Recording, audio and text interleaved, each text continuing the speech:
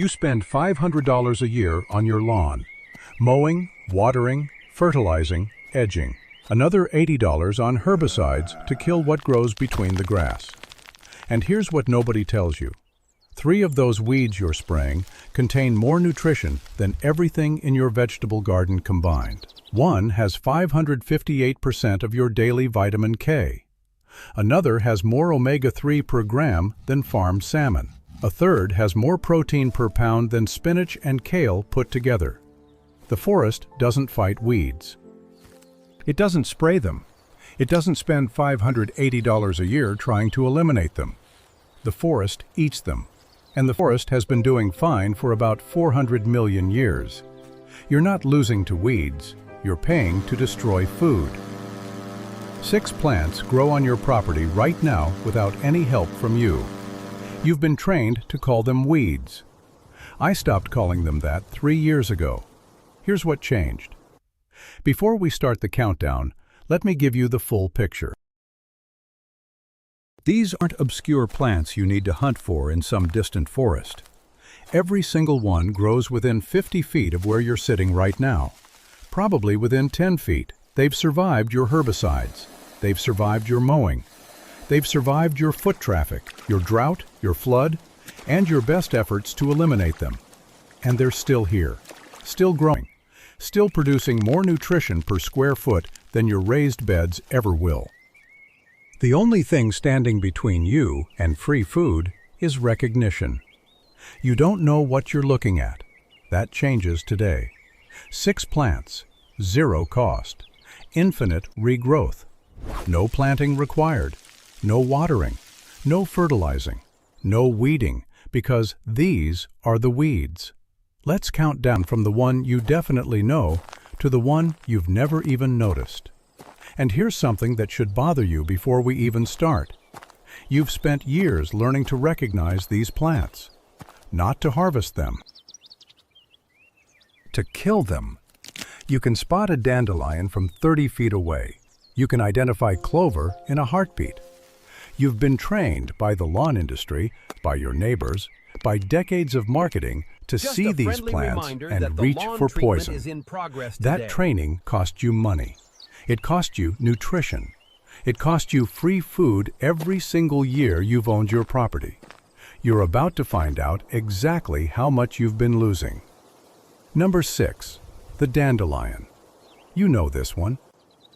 Yellow flower, white puffball, grows everywhere. You've been fighting it since you bought your house. Your parents fought it. Their parents fought it. Your grandparents probably fought it too. The herbicide industry has made billions, actual billions, convincing you this plant is your enemy. Here's what they didn't mention. Here's what you were never supposed to learn. The dandelion is one of the most nutritious plants on the planet. Not one of the most nutritious weeds. One of the most nutritious plants, period. 1 cup of dandelion greens contains 558% of your daily vitamin K. That's not a typo. 558%. From 1 cup of leaves you've been poisoning. It also contains 112% of your vitamin A. It contains 32% of your vitamin C. It contains significant amounts of calcium, iron, and potassium. You're spraying this with Roundup. You're paying money to destroy this. Let that sink in for a moment. Now let's run the numbers, because the numbers are where this gets painful for you. Last month, I walked to a health food store. Not some niche foraging shop. A normal health food store in a normal strip mall. On the shelf, a small bag of dried dandelion root. Price tag, $12. $12 for 4 ounces of something that grows uninvited on every lawn in America. That's $48 per pound for a plant you can't stop growing. You're buying this at premium prices, while simultaneously spending money to kill the fresh version growing 20 feet from your front door. This is not rational behavior. This is marketing in action. Every part of the dandelion is edible. The leaves go raw into salads, bitter but nutritious. You can cook them like spinach if the bitterness bothers you. The flowers can be battered and fried. They can be fermented into dandelion wine, which is excellent and nearly free to make. The roots can be roasted at 350 degrees for about 30 minutes, then ground into a coffee substitute that doesn't spike your cortisol the way coffee does. One plant, 3 separate uses, $0 in cost. But you're paying $12 for the dried root at the store. You're paying $80 a year for herbicides to kill the fresh plant in your yard. You're paying in both directions, and the dandelion doesn't care. It keeps growing anyway. I stopped pulling dandelions in 2019. That was my anti-instruction moment. Everyone told me to pull them before they seed. Every lawn guide, every neighbor, every piece of advice I'd ever received said the same thing. Get them early, or they'll take over. Everyone was right about one thing. They did spread. But here's what nobody predicted. I wanted them to spread. Now I have more free salad greens than I can eat from April through October. My spring grocery bill dropped by about $40 a month. My lawn looks different, more yellow in April and May, more green and white in June. My nutrition improved measurably. My food budget improved measurably. Sometimes the best instruction is the anti-instruction. Sometimes the best thing you can do is stop fighting what's already trying to feed you. And here's what makes this worse. You already know how to identify dandelions perfectly. You've spent years training your eye to spot them. You just trained it to spot and destroy instead of spot and harvest. Same plant, same knowledge, different outcome.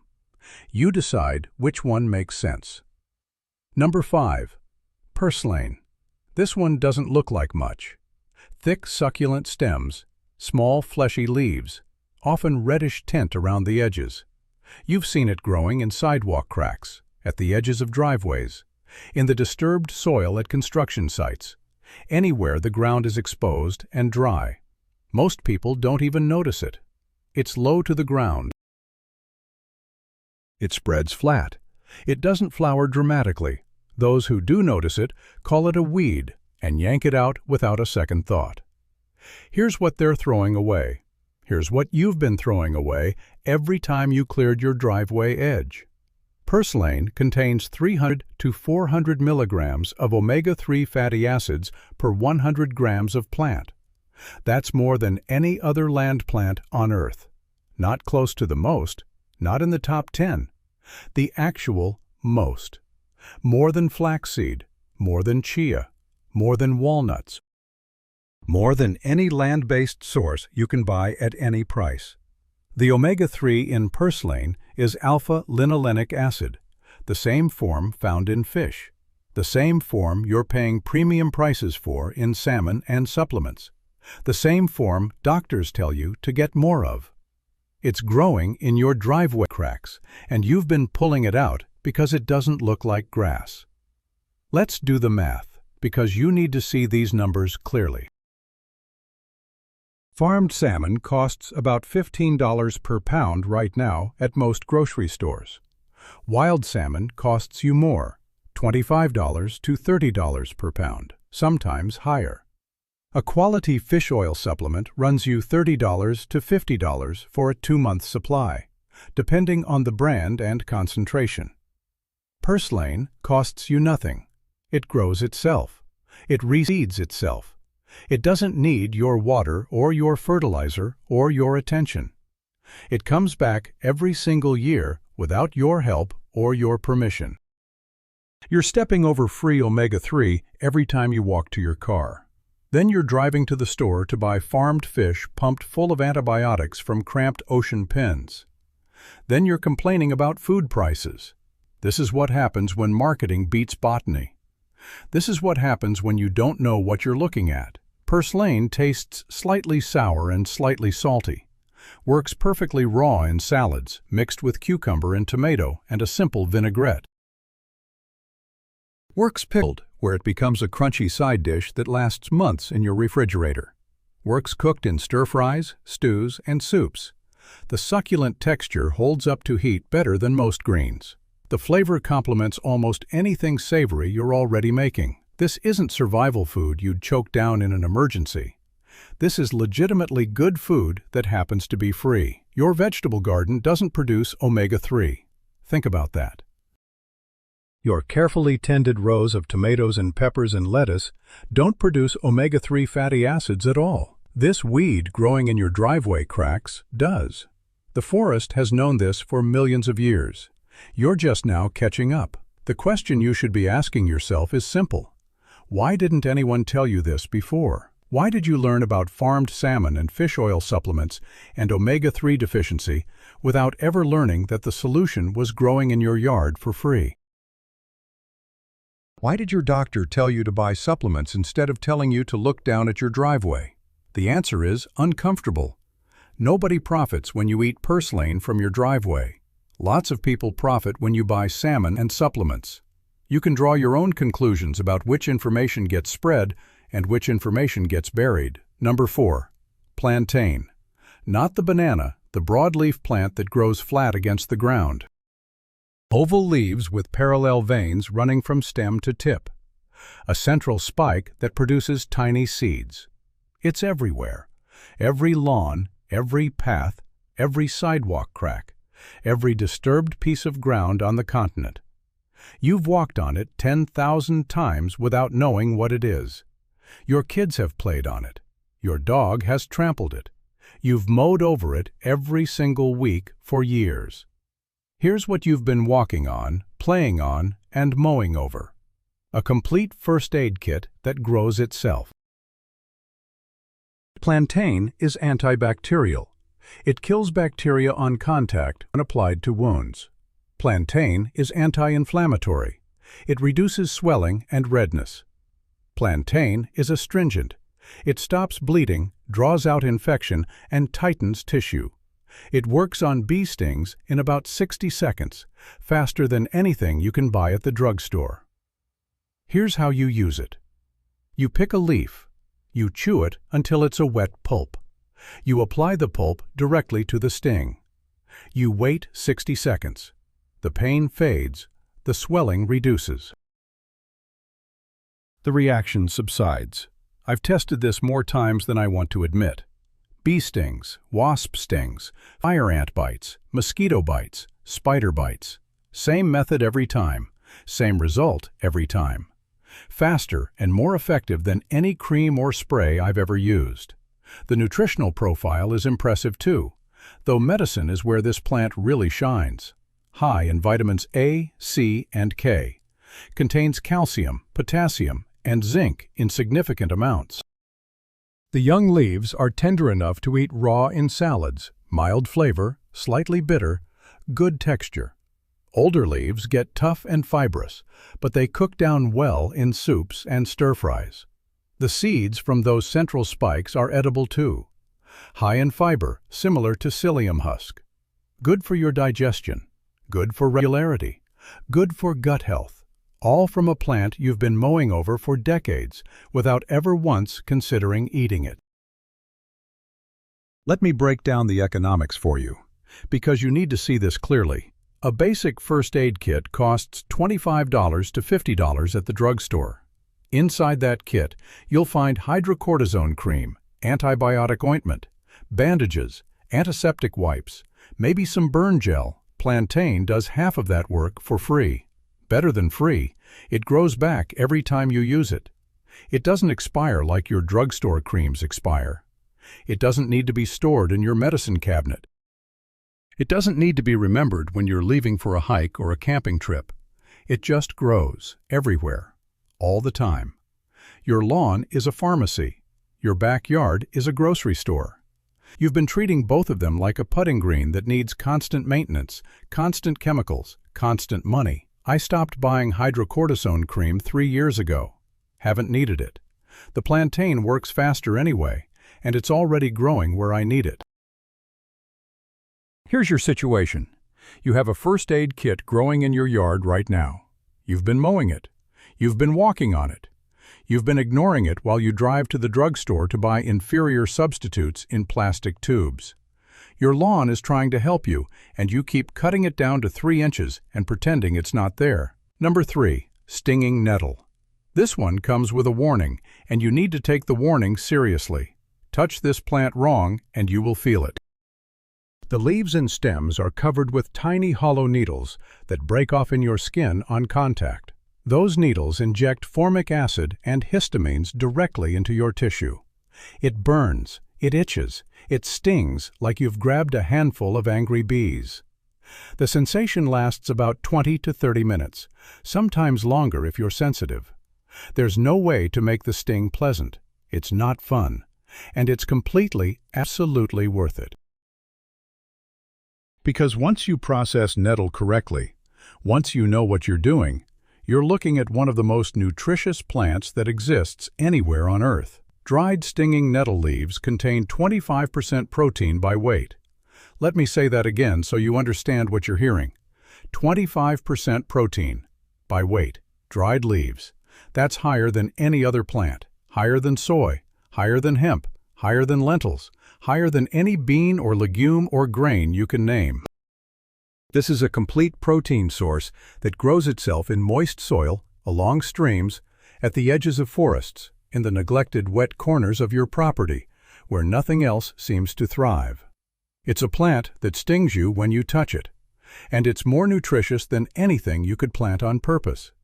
The preparation is simple once you know the method.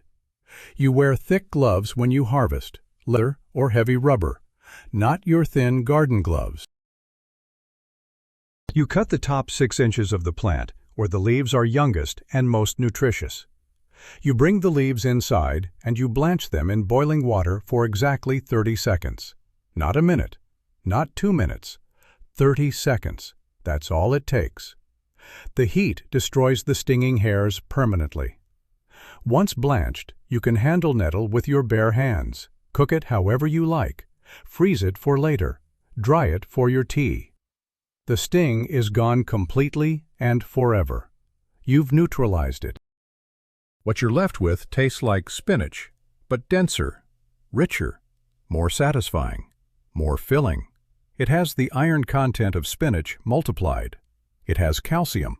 It has magnesium. It has silica, which is good for your hair and skin and joints.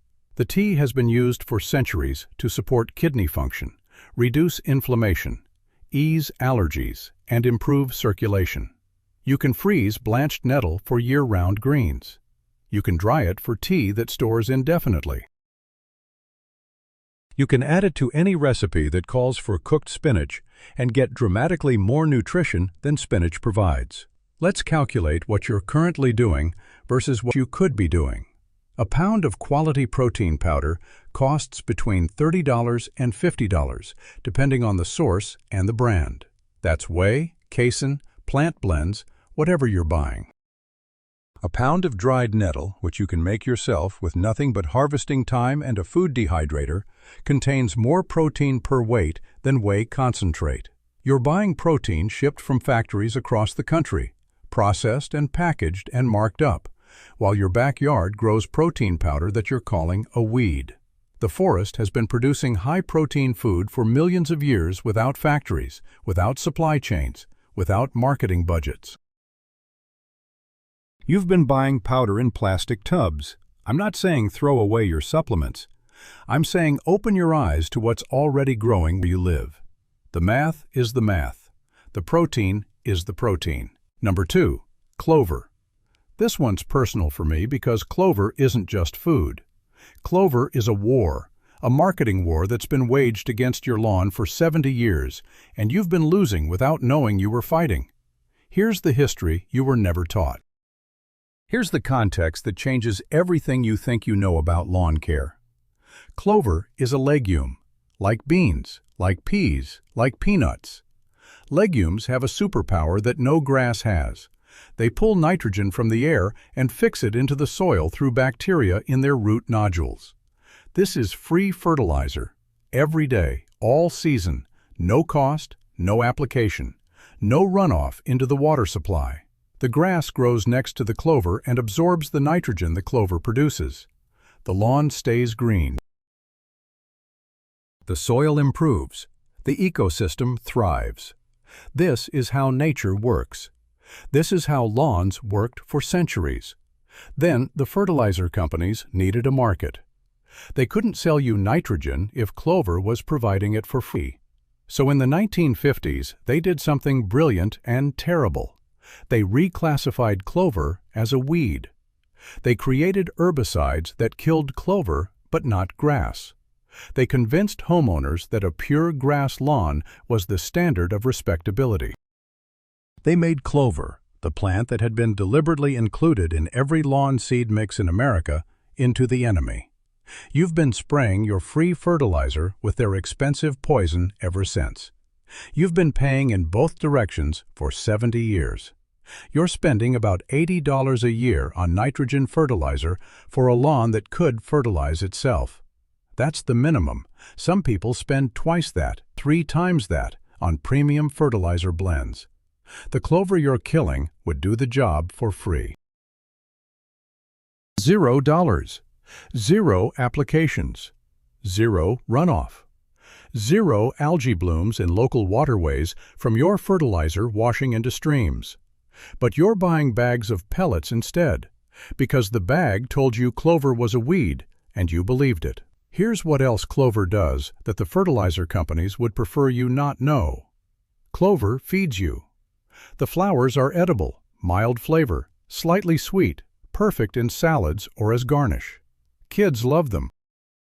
The leaves are edible too, though tougher than lettuce and better cooked or added to soups. Red clover tea has been used for centuries as a blood purifier and respiratory support.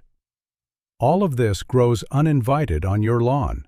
All of this regenerates without your help. All of this you've been poisoning because a company told you it didn't belong. I let clover take over about 40% of my lawn 3 years ago. I stopped fertilizing entirely. I stopped buying bags. I stopped spending money on nitrogen. Here's what happened. The grass is still green. Actually greener than my neighbor's lawns most of the time, because the clover is doing what clover does. My fertilizer bill went from $80 a year to exactly $0. My lawn mowing frequency dropped because clover grows slower than grass. I mow less often, which means less time and less gas. The bees showed up, more bees than I'd ever seen in my yard. Turns out they love clover. Turns out a healthy lawn is supposed to buzz with pollinators. The forest floor has clover. The meadow has clover. Your lawn had clover until the chemical industry told you it was your enemy. Consider who benefits from that story. Consider who profits when you spray. Number 1. Wild violet. This is the plant that surprised me most. The plant I didn't expect to find on this list. The plant that made me realize I'd been blind to what was growing under my feet for years.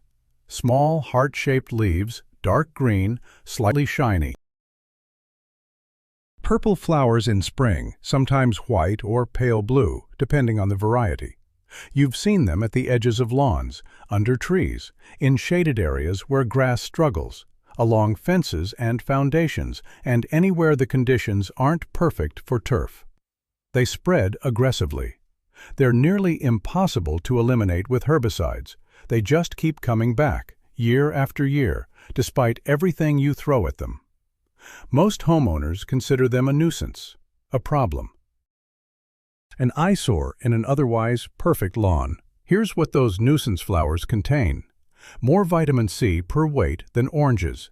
Not slightly more, not 10% more, 3 times more. The oranges you're buying at the store contain less vitamin C per gram than the flowers you're trying to kill in your yard. The flowers are edible, sweet, floral, delicate. They work as garnish, as decoration, as additions to salads. Kids love eating them straight off the plant. The leaves are edible too, high in vitamins A and C, plus a soluble fiber called mucilage that soothes the digestive tract and supports gut health. You can make violet syrup by steeping the flowers in sugar water. It turns a stunning purple color and tastes like spring in your mouth. You can candy the flowers with egg white and sugar for decorations that actually taste good. You can simply add the leaves to your salads for a mild green that nobody expects to see on their plate. You can brew the flowers into tea for your afternoon. You can use the leaves in your soup. You can do any of this with a plant you've been trying to eliminate because it wasn't grass. This is the plant I noticed last. It was growing in my yard for years, probably decades, before I knew what it was. Before I understood what I was looking at. I'd been stepping on vitamin C every time I walked to my car. Mowing over free medicine every Saturday morning. Calling it a weed because it didn't match the monoculture ideal I'd been sold. The moment I started looking differently at my lawn, everything changed. Not just violets. Everything. Every plant I'd been trained to fight became a plant I might want. Every square foot of weeds became a potential grocery run I didn't have to make. Every spray of herbicide became money spent to destroy food. Here's what all 6 of these plants have in common. 0 cost to you. 0 maintenance from you. 0 planting required by you. 0 watering. 0 weeding, because these are the weeds. They survive your neglect. They survive your abuse. They survive the poison you spray, the mowing you do, the foot traffic, the drought. They survive the flood. They survive the winter. They survive you at your worst. And they keep producing nutrition anyway, year after year, whether you want them to or not. You can't kill them. You've been trying for years. They're still here. They're still growing. They're still more nutritious than what you're growing on purpose. Let me put this in terms that matter, because you need to see the full picture of what you're doing to yourself. You're spending $500 a year on lawn maintenance, mowing, watering, edging, aerating. Another $80 on herbicides to kill the plants that grow without your permission. Another $50 to $100 on fertilizer to feed the grass that doesn't feed you back. That's $630 to $680 a year minimum to maintain a lawn that produces exactly 0 food, 0 vitamins, 0 omega-3, 0 protein, 0 medicine, just grass, just appearances, just keeping up with the neighbors who are spending the same money for the same empty result.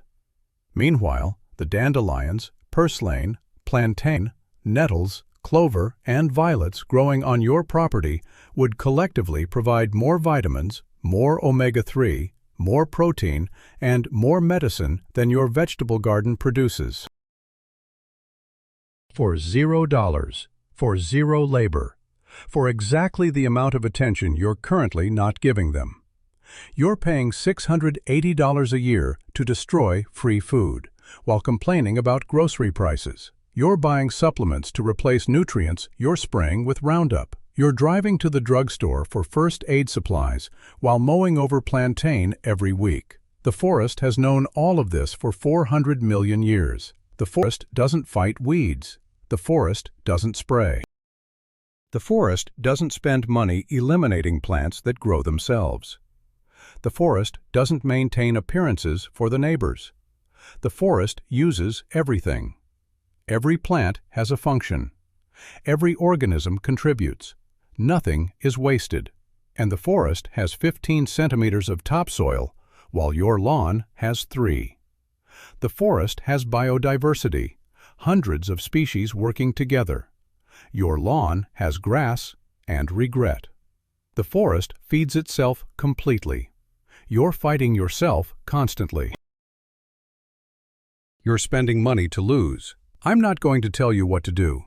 That's not how this works. That's never been how this works.